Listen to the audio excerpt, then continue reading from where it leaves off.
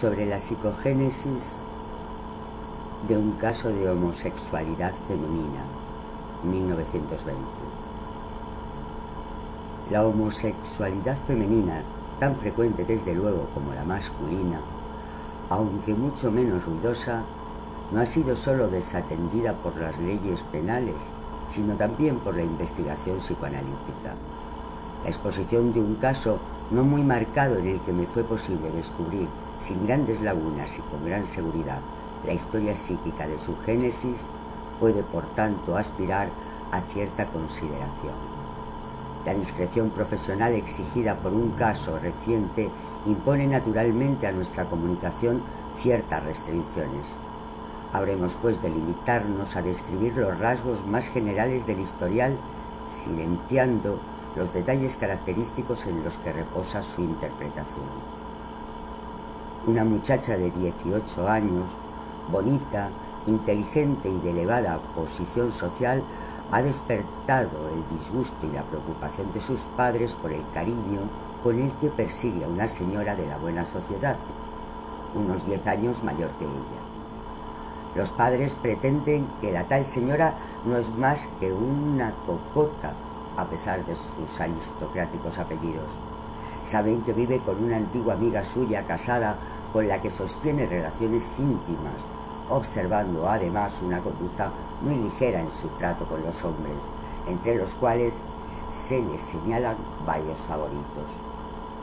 La muchacha no discute tales afirmaciones, pero no se deja influir por ellas en absoluto en su admiración hacia aquella señora, a pesar de no carecer en modo alguno de sentido moral. Ninguna prohibición ni vigilancia alguna logran impedirle aprovechar la menor ocasión favorable para correr al lado de su amada, seguir sus pasos, esperarla horas enteras a la puerta de su casa o en una parada del tranvía enviarla flores, etc. Se ve que esta pasión ha devorado todos los demás intereses de la muchacha. No se preocupa ya de su educación intelectual, no concede valor alguno al trato social ni a las distracciones juveniles y solo mantiene relación con algunas amigas que pueden servirla de confidentes o auxiliares. Los padres ignoran hasta dónde pueden haber llegado las relaciones de su hija con aquella señora, ni si han traspasado ya ciertos límites. No han observado nunca en la muchacha interés alguno hacia los jóvenes ni complacencia ante sus homenajes. En cambio, ven claramente que su enamoramiento actual no hace sino continuar en mayor grado la inclinación que en los últimos años hubo de mostrar hacia otras personas femeninas y que despertó ya la sospecha y el rigor del padre. Los aspectos de su conducta aparentemente opuestos despiertan sobre todo la contrariedad de los padres, la imprudencia con la que se muestra públicamente en compañía de su amiga malfamada, sin cuidado alguno a su propia reputación, y la tenacidad con que recurre a toda clase de engaños para facilitar y encubrir sus entrevistas con ella. Reprochan pues a la muchacha un exceso de franqueza por un lado y un exceso de disimulo por otro. Un día sucedió lo que no podía por menos de acaecer en tales circunstancias. El padre encontró a su hija acompañada de la señora en cuestión, y al cruzarse con ellas les dirigió una mirada colérica que no presagiaba nada bueno.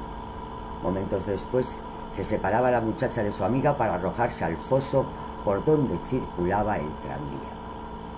Nuestro sujeto pagó esta tentativa de suicidio con largos días de cama, aunque afortunadamente no se produjo lesión alguna permanente.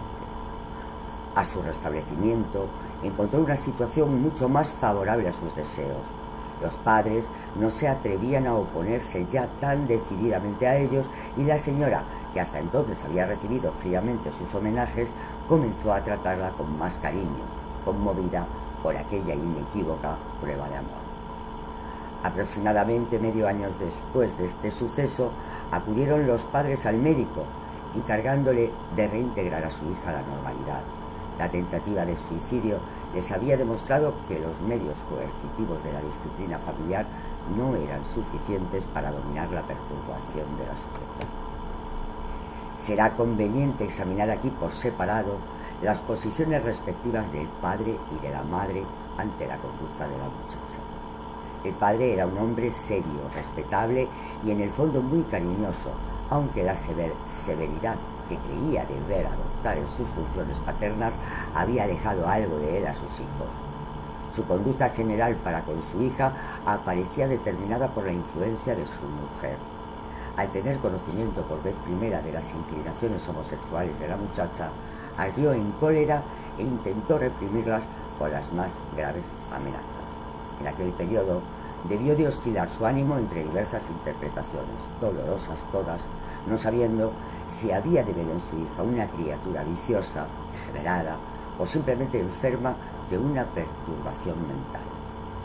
Tampoco, después del accidente, llegó a elevarse a aquella reflexiva resignación que uno de nuestros colegas, víctima de un análogo suceso en su familia, expresaba con la frase siguiente: ¿qué le vamos a hacer?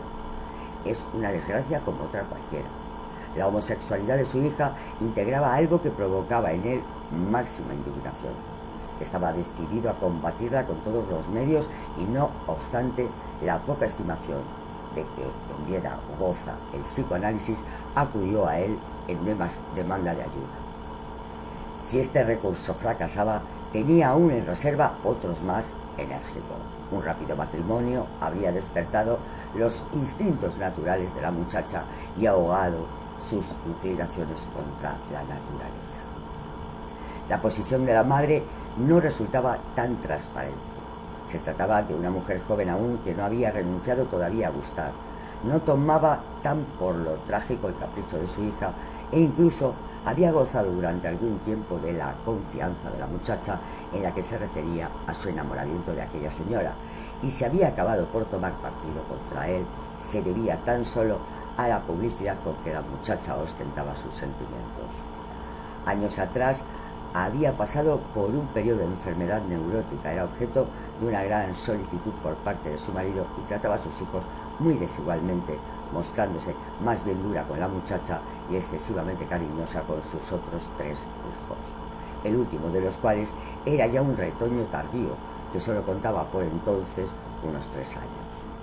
No resultaba nada fácil averiguar detalles más minuciosos sobre su carácter, pues por motivos que más tarde podrá comprender el lector, los informes de la paciente sobre su madre adolecían siempre de una cierta reserva que desaparecía en lo referente al padre.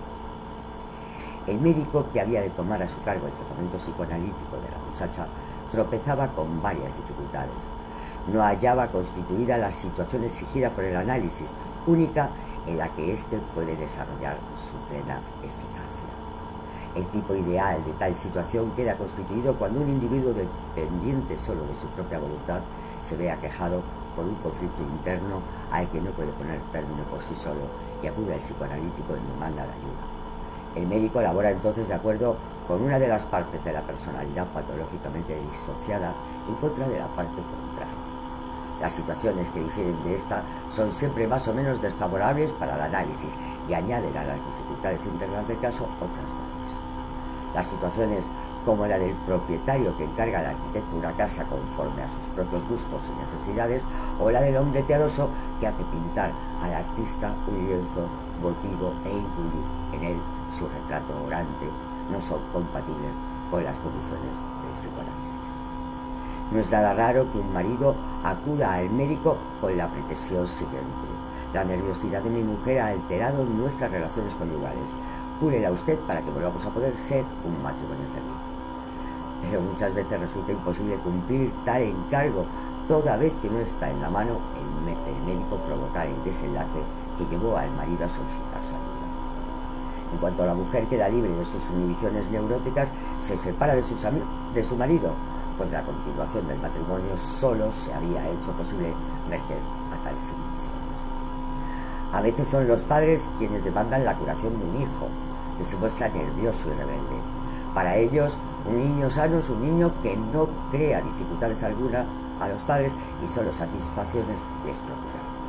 El médico puede conseguir en efecto el restablecimiento del niño, pero después de su curación sigue aquel sus propios caminos mucho más decididamente que antes, y los padres reciben de él todavía mayor descontento. En resumen, no es indiferente que un hombre se someta al análisis por su propia voluntad o porque otros se le impongan, ni que sea él mismo quien desee su modificación, o solo sus parientes que le aman o en los que hemos de suponer tal cariño. Nuestro caso integraba aún otros factores desfavorables. La muchacha no era una enferma, no sufría por motivos internos ni se lamentaba de su estado, y la labor planteada no consistía en resolver un conflicto neurótico, sino en transformar una de las variantes de la organización sexual genital en otra distinta. Esta labor de modificar la inversión genital u homosexualidad no es nunca fácil. Mi experiencia me ha demostrado que solo en circunstancias especialmente favorables llega a conseguirse. Y aún entonces, el éxito consiste únicamente en abrir a la persona homosexualmente limitada el camino hacia el otro sexo, vedado antes para ella, restableciendo su plena función sexual. Queda entonces entregado plenamente a su voluntad el seguir o no dicho camino, abandonando aquel otro anterior que atraía sobre ella el anatima de la sociedad. Y así lo han hecho algunos de los sujetos por nosotros tratados, pero hemos de tener en cuenta que también la sexualidad normal reposa en una limitación de la elección de objeto y que en general la empresa de convertir en heterosexual a un homosexual llegado a su completo desarrollo no tiene mucho más probabilidades de éxito que la labor contraria. Solo que esta última no se intenta nunca naturalmente por evidentes motivos prácticos. Los éxitos de la terapia psicoanalítica en el tratamiento de la homosexualidad no son en verdad muy numerosos. Por lo regular, el homosexual no logra abandonar su objeto placiente. No se consigue convencerle de que una vez modificadas sus tendencias sexuales, volverá a hallar en un objeto distinto el placer que renuncia a buscar en sus objetos actuales. Si se pone en tratamiento, es casi siempre por motivos externos, por las desventajas y peligros sociales de su elección de objeto, y estos componentes de la pulsión de conservación se demuestran harto débiles en la lucha contra las tendencias sexuales. No es difícil entonces descubrir su proyecto secreto de procurarse, con el ruidoso fracaso de su tentativa de curación, la tranquilidad de haber hecho todo lo posible para combatir sus pulsiones, pudiendo así entregarse a ellas en adelante sin remordimiento alguno. Cuando la demanda de curación aparece motivada por el deseo de ahorrar un dolor a los padres o familiares del sujeto, el caso presenta ya un cariz más favorable. Existen entonces realmente tendencias libidinosas que pueden desarrollar energías contrarias a la elección homosexual del objeto. Pero su fuerza no suele tampoco bastar. Solo en aquellos casos en que la fijación al objeto homosexual no ha adquirido aún intensidad suficiente, o en los que existen todavía ramificaciones y restos considerables de la elección de objeto sexual, esto es, dada una organización vacilante aún o claramente bisexual, puede fundarse alguna esperanza en la terapia psicoanalítica.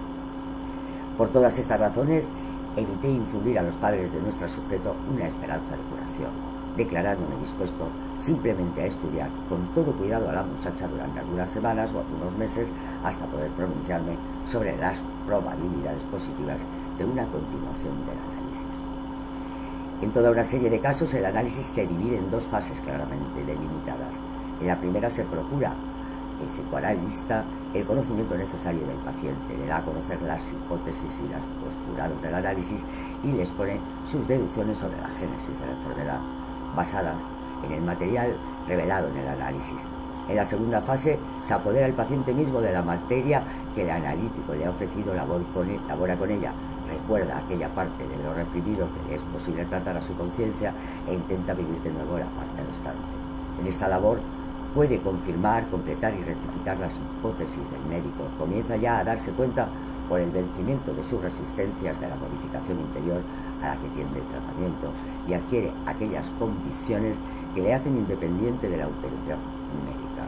Estas dos fases no aparecen siempre claramente delimitadas en el curso del tratamiento analítico, pues para ello es preciso que la resistencia cumpla determinadas condiciones. Pero cuando así sucede, puede arriesgarse una comparación de tales fases como los dos capítulos correspondientes de un viaje. El primero comprende todos los preparativos necesarios tan complicados y dificultosos hoy, hasta que por fin sacamos el billete pisando el andén y conquistando un sitio en el vagón, tenemos entonces ya el derecho y la posibilidad de trasladarnos a un lejano país. Pero tanto trabajoso preparativo no nos ha acercado aún un solo kilómetro a nuestro fin. Para llegar a él nos es preciso todavía cubrir el trayecto de estación en estación, y esta parte del viaje resulta perfectamente comparable a la segunda fase de nuestros análisis.